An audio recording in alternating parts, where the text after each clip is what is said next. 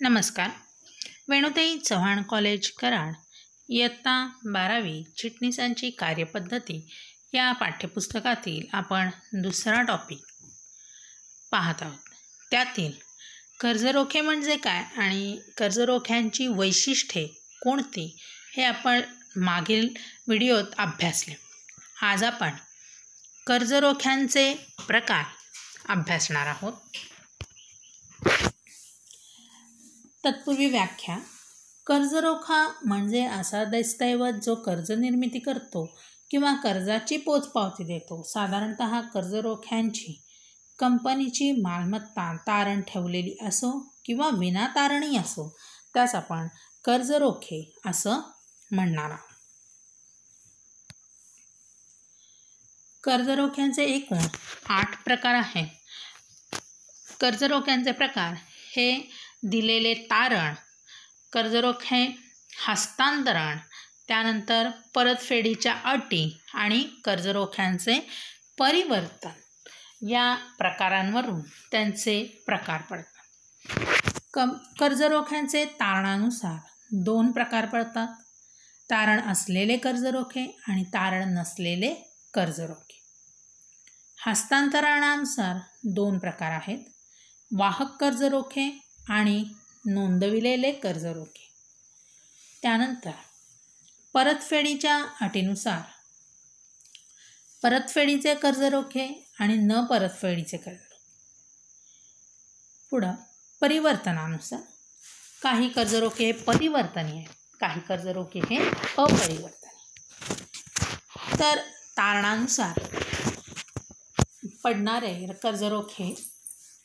पहिला प्रकार तारण असलेले कर्जरोखे. आपण सुरुवातीला कर्जरोख्यांची व्याख्या पाहिली. कर्जरोखे म्हणजे कंपनीने जनतेकडून घेतलेले कर्ज होय. यासाठी कंपनी त्यांना काय देते तर कर्जरोख्याचे प्रमाणपत्र देते. मग हे कर्ज मोठ्या प्रमाणात दीर्घ मुदतीचं मध्यम मुदतीचं असतं. मग हे जोखीम एवढी मोठी असते आणि कंपनी विसर्जनाच्या वेळेला किंवा कंपनी जेव्हा बंद पडायची वेळ येते तेव्हा मात्र एवढी मोठी रक्कम वसुली ही अवघड परिस्थिती निर्माण होते. म्हणून कंपनी काय करते, एखादी आपली मालमत्ता कर्जरोखे धारकांना तारण म्हणून देते व तिथं सुरक्षित कर्जरोखे केले जातात. यासाठी कंपनी विश्वस्त करार सुद्धा करते. मग हा विश्वस्त करार काय असतो तर विश्वस्त करार म्हणजे तुमचे पैसे बुडणार नाही अशा प्रकारचा तो करार असतो. दुसरा तारण नसलेले कर्जरोखे. कधीकधी कंपनी काय करते, कोणतंही तारण या कर्जरोख्यांसाठी देत नाही, मात्र व्याजाचा दर हा तारण असलेल्या कर्जरोख्यांच्या तुलनेनं कसा असतो, जास्त असतो. तारण दिलेलं नसतं, तसेच यांना असुरक्षित कर्जरोखे असे म्हणतात. समजा भविष्यकाळामध्ये यदाकदाचित कंपनी बंद पडण्याचा प्रसंग आला तर काय होणार आहे, मग ह्यांच्या जे पैसे आहेत ते बुडण्याची शक्यता जास्तीत जास्त असते. कारण पैसे हे कसे असतात, मोठ्या प्रमाणावर गुंतवलेले असतात. त्यामुळे कंपनी कायदा 2013नं याच्यावर काय केलेलं आहे, प्रतिबंध घातलेला आहे. म्हणजे कंपनी कायदा 2013नुसार आपण तारण नसलेले कर्जरोख्यांची विक्री कोणतीही कंपनी करू शकत नाही. त्यानंतर हस्तांतरणानुसार आपण जे प्रकार आहेत ते पाहणार आहोत. त्यातील तिसरा वाहक कर्जरोखे. कर्जरोखे प्रमाणपत्रावर कर्जरोखे धारकाचे नाव नमूद नसते, तसेच ते नोंदवहीतही नोंद केलेले नसते आणि ह्याचं व्याज कुपनद्वारे दिलं जातं. आता वाहक कर्जरोखे म्हणजे काय, याला आपण बेअरर डिबेंचर्स असं म्हणतो. बेअरर चेक आपण शिकलेलो आहोत. बेअरर चेक म्हणजे काय, त्याच्यावर कोणाचं नाव नसतं, ज्याच्या हातात तो चेक असतो त्याचा तो मालक असतो, बरोबर आहे. त्याचप्रमाणे हे बेअरर डिबेंचर्स आहेत, ज्याच्या हातात कर्जरोखे आहेत ते त्याचे कोण आहेत? मालक आहे. मग हा प्रकार का असतो? तर ऑनलाईन जेव्हा पद्धतीनं आपण कर्जरोख्यांची विक्री करतो आणि कर्जरोख्यांच्या विक्रीमध्ये हस्तांतरणामध्ये कुठलीही अडचण येऊ नये आणि सहजतेनं त्याच्या पैशात रूपांतर व्हावं यासाठी हा प्रकार आहे.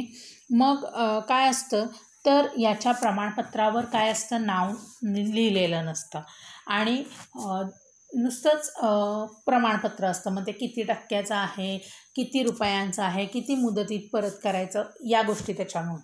आणि कंपनीची जी नोंदवही असते, जे रजिस्टर असतं त्याच्यावर विक्री जे असते कोणत्या व्यक्तीस केली त्याचं नाव पत्ता सगळं नमूद केलं.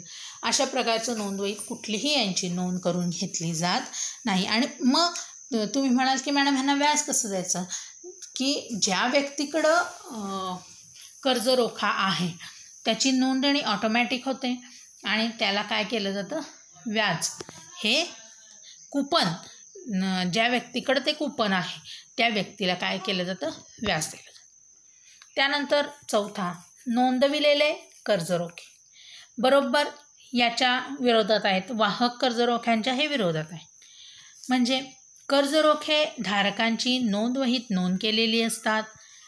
कर्जरोख्यांवर या व्यक्तीचं नाव लिहिलेलं असतं. तसेच नोंदविलेले कर्जरोखे नोंदवहीत नाव पत्ता धारण केलेल्या कर्जरोख्यांची माहिती तसंच वारसाचं नाव या सगळ्या गोष्टी त्याच्यामध्ये नमूद केलेल्या असतात. आणि ह्याचं हस्तांतरण हे रीतसर पद्धतीनं केलं जातं. आपण पुढे जाऊन 3रा 4था टॉपिक शिकणार आहोत तेव्हा भागांचं हस्तांतरण बघणार आहोत. भागांच्या हस्तांतरणानंतर आपण कर्जरोख्यांची विक्री आणि कर्जरोख्यांचं हस्तांतरण हेही विस्तारानं अभ्यासणार आहोत.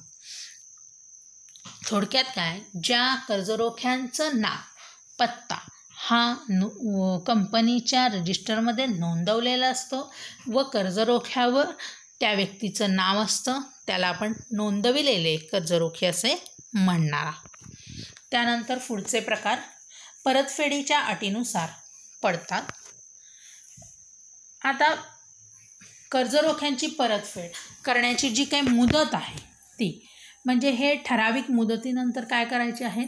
परत करायचे. जसं की 15 वर्ष, 20 वर्ष, 25 वर्ष. विक्रीच्या वेळी मुदतीची तारीख ही नमूद केलेली असते. तसेच परतफेडीची सर्व रक्कम एकत्रित किंवा टप्प्याटप्प्याने दिली जाते. मग तिथं त्या कर्जरोख्यावर सहजपणे नमूद केलेलं असतं. समजा 20 वर्षाचा असेल तर 5-5 वर्षाच्या टप्प्यानं एक ठराविक टप्पा म्हणजे 1/4 टप्पा दिला जाईल. मग उरलेल्या कर्जावर व्याज दिलं जाईल किंवा सर्व कर्जरोखे हे 20 वर्षांनीच परत केले जातील. 5 वर्ष मुदतीचे वगैरे कर्जरोखे असतील तर मग ते कसे केले जातात? 5 वर्षांनी त्याची परतफेड मुद्दल आणि व्याजासह केली जाते. मग त्यानंतर